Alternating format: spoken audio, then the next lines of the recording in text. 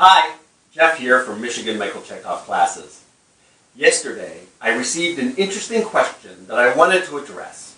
The question was, how do you give the character you are playing permission to go further and be larger? Now, this is not an uncommon problem amongst modern actors. Many actors conflate being true to a character and being real or playing a character realistically.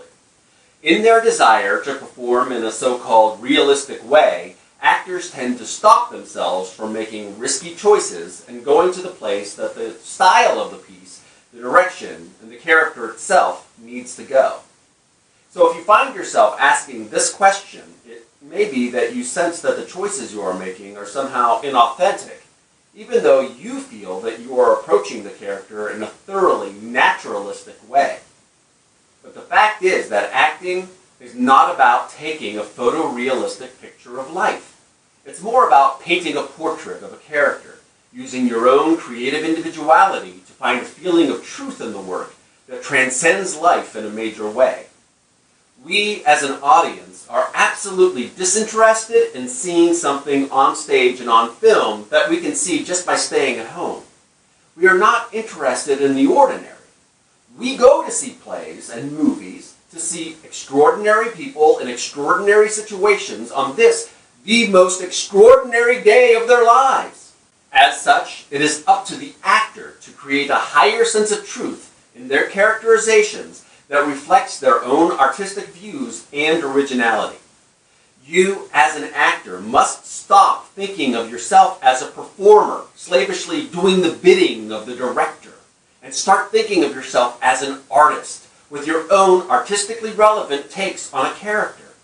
You must feel empowered and ennobled to make dynamic choices that may be uncomfortable at first, but ultimately are artistically satisfying and joyful to perform. Konstantin Stanislavski, the founder of modern acting, changed acting forever in the early part of the 20th century by asking a simple question. If this were to happen to me, what would I do? By asking this question, he freed actors to rely on themselves and their own personal experience and emotion for creating truly unique and truthful characters. Chekhov believed in the fundamentals of Stanislavski's method, but changed the question somewhat to, if this were to happen to my character, what would my character do? Chekhov believed that the greatest mistake we can make as actors is to use our own voice for every part. What he means is that if we are afraid to look at each and every role we take on as a character role, no matter how subtle the difference between ourselves and our characters may be, we will be trapped in the prison of our own personality, using only our own mannerisms, our own personal experiences, our own emotional highs and lows. We as actors become unimaginative. All our characters look the same. And ultimately, we become a bore to watch and are incredibly bored ourselves. Chekhov said, every true artist, and especially talented actors, bear within themselves a deeply rooted and often unconscious desire for transformation. We want and need to transform by creating characters apart from ourselves that incorporate a strong sense of truth while at the same time being dynamic and interesting to watch and perform. A true actor just cannot be satisfied playing themselves all of the time. They must give themselves permission to be more than that. And by doing so, they find themselves being more true to the intent of the writer, director, and the character they are playing. Ironically, by attempting to be as natural and real as possible, they can end up being less natural and realistic on stage than ever. Okay, so I keep talking about truth. But what do I really mean by that? Well, we are talking about an artistic truth. A truth that reinforces our connection as human beings. A truth that we recognize but may never have personally experienced. The truth of Hamlet, rather than the reality of him. For example, I have never seen or known anyone who killed someone in real life. Or at least no one that I know of. Does that preclude me from knowing or understanding what that might be like?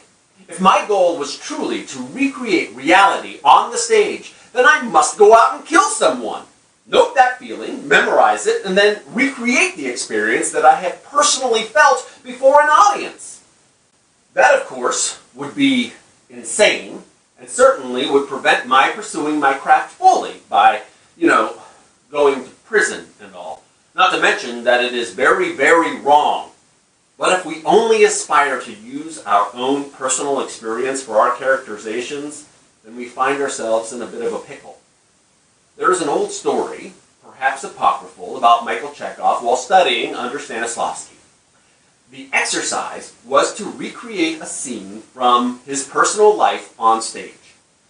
Chekhov felt that the exercise didn't feel right. He argued with Stanislavski about doing it, but Stanislavski was the teacher and Chekhov was the student, and he was obligated to do it. Chekhov's exercise recreated the funeral for his father, which he portrayed in exactly detail. It was a heartbreaking portrayal of a son's grief for his dead father. There wasn't a dry eye in the house. "You see," said Stanislavski to the rest of the class, This is what I am talking about." Stanislavski then remembered that Chekhov's father was very much alive at the time. The point being that Chekhov, whom Stanislavski later called his most brilliant student, didn't believe that we had to recall actual events from our lives to fully realize a character or objective on stage. He believed that we, by virtue of the fact that we are all human and therefore connected by the same drives and emotions as everyone else, were able to simply imagine a reality of our own devising and play that reality truthfully on stage. Yes, it's possible to consult great works of the past, great art, great books, great movies, and use these works as inspiration for your work as an actor. In fact, we must do this. We must find our own sense of truth through these works. We as humans are drawn to what feels true in our hearts. This is why we can read fanciful books like Lord of the Rings and still find it incredibly identifiable. None of us have ever run from dragons with the goal of throwing a magical ring in an active volcano. I think that's a safe bet anyway. But we do recognize in those books a sense of truth in fighting against overwhelming odds to do something everyone else thinks is crazy. We recognize the power of friendship and the dark side of ambition. If we could only identify with things we actually experienced, then all art would be very dull indeed. Of course, this still means that my truth may be different from your truth. Truth is an incredibly subjective experience. But that is what makes it so exciting. Renoir saw the world very differently than Picasso, but they followed their inner sense of truth and created two very different but equally valid worlds. Why can't we do the same as actors? Spoiler alert, we can. In fact, we should. Reality is objective, truth is subjective. Reality is boring on stage, truth is exciting, it draws you to it. Reality is limiting, truth is freeing. What connects my truth to your truth is a higher truth, the universal truths of our experience of living on earth as humans. Most of us recognize when someone is falling in love when we see it. It takes many different forms, but we know it when it rings true on stage. We know somehow what murderous rage looks like on stage, even if we've never actually felt or seen it in life. Or even if we have seen it, we recognize that it still may look different and still seem very true to us. This is the higher truth that we are all subconsciously aware of, even if we've never personally experienced some aspect of it. Thanks for watching today's video.